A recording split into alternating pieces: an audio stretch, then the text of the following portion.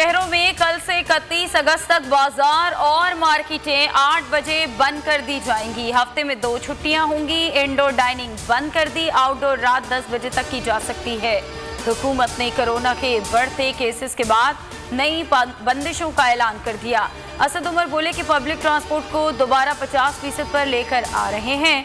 वजीर आजम की मंजूरी के बाद फैसले किए हैं। एहसास है बंदिशों से आम आदमी पर बहुत असर पड़ता है।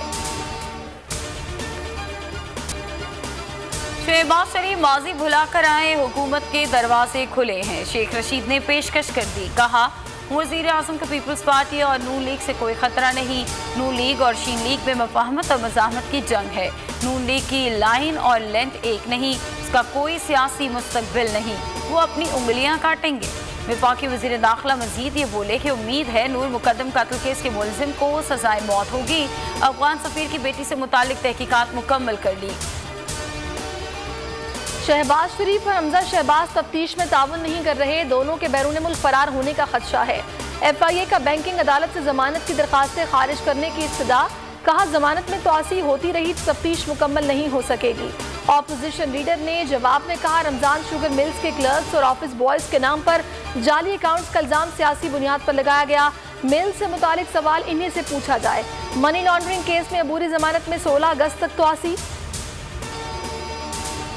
आज़ाद कश्मीर असम्बली की 3 मखसूस नशस्तों पर इंतखाब मुकम्मल, तीनों सीटें तहरीक इंसाफ ने जीत ली। उलमा मशाइख की नशस्त पर मोहम्मद मोहज़र सईद 27 वोट लेकर कामयाब। टेक्नोक्रेट की सीट पर रफीक नैयर को भी 27 वोट मिले।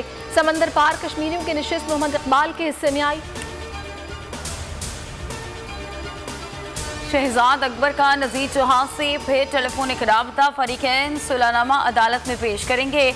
सुलहनामा के जरिए नज़ीर चौहान की जमानत का मामला हल होगा। राबता फयाजुल हसन चौहान ने करवाया, बोले मैं जामिन हूँ, चीज़ों को सुलह सफाई से मंतकी अंजाम तक पहुँचाना है।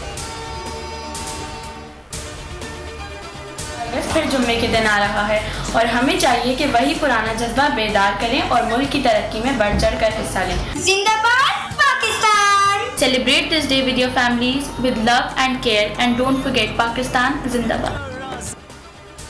मुल्क भर में आज़ादी का जश्न शाया निशान तरीके से मनाने की तैयारियां। अहले वतन इस साल भी मनाएंगे भरपूर आज़ादी का जश्न। बोल के संग लगाए नारा जिंदाबाद पाकिस्तान का और स्क्रीन पर दिए गए नंबर पर हमें अपना वीडियो पैगाम भी भेजें और बोल के संग आज़ादी के इस जश्न में हमारे साथ शामिल हो जाएं।